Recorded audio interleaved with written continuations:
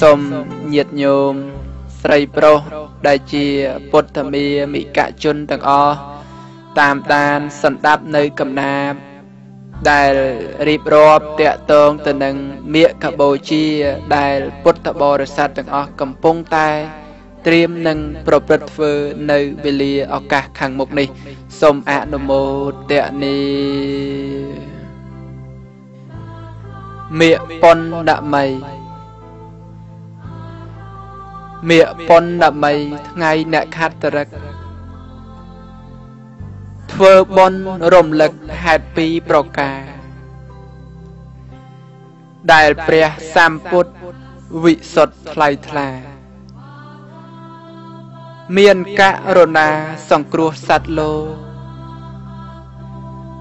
មាឃបុណ្យមីប្រជុំសាវកសន្និបាតជានៃព្រះមានជោគប្រកបដោយអង្គសង្ឃច្រើនកកោឆ្លងផុតចាកលោកមិនមានអាល័យមាឃបុណ្យមីថ្ងៃព្រះសាស្តាទ្រង់ត្រាស់វាចាមិនមានទុក្ខភ័យដាក់នៅអាយុសង្ខារនោះនៃក៏ក្រើកផែនដី10000ចក្រវាលមាឃបុណ្យមីមានហេតុប្លែកប្លែកអស្ចារ្យចម្លែកមានក្នុងសាសនា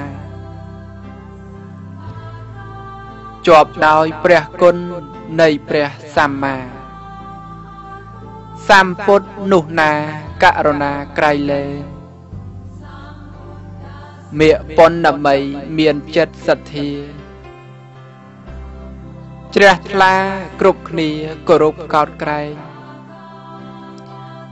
បូជាព្រះអង្គនិងសង្ឃគុំម្ដាយមានចិត្តស្ញប់ស្ញែងបូជាដល់គុណមាឃបុណ្យមីក្រុមពួកសង្ឃជីបរិស័ទមូលមីប្រសើរពេកពុនប្រព្រឹត្តបូជាអោនកាយបន្ទន់ទឹកចិត្តទុនភ្លុនដ៏ល្អប្រពៃមាឃបុណ្យមីចម្រើនកុសលលះកាត់កង្វល់ខំប្រឹងលោកលីធ្វើពេលវេលាឲ្យមានតម្លៃពីព្រឹកដល់ថ្ងៃដោយមិនប្រមាទមាឃបុណ្យមីមានន័យខ្លាំងណាស់ព្រះអង្គទ្រង់ត្រាស់នៅព្រះឱវាទប្រាប់បេះដូងធម៌ក្នុងសន្និបាតបរិសុទ្ធស្អាតវិសេសវិសិទ្ធអាសាទវិសាទមាឃបុណ្យមីសាវកប្រុសស្រីប្រឹងទូមានចិត្តឲ្យបានថ្លាស្អាតផុតចាកទុច្ចរិតមិនមានវិបរិតនឹងបានសុខស្ងប់សូមអនុមោទនាសូមអនុមោទនាបុណ្យមាឃបូជាដែលជាបុណ្យរំលឹកគុណនៃព្រះសម្មាសម្ពុទ្ធបរមគ្រូនៃយើងសូមអនុមោទនា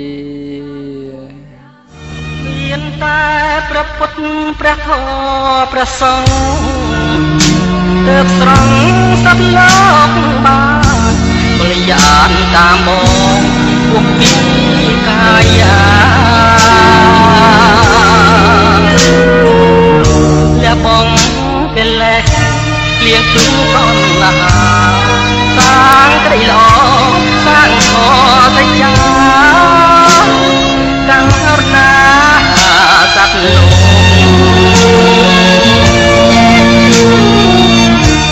អាងបាបបានបាបសាងបនបានបនគុំសាងពីរុនមានដួងធ្ងន់បន មួយឡើយសាងល្អបានល្អណាប្រលឹងអើយលើធម៌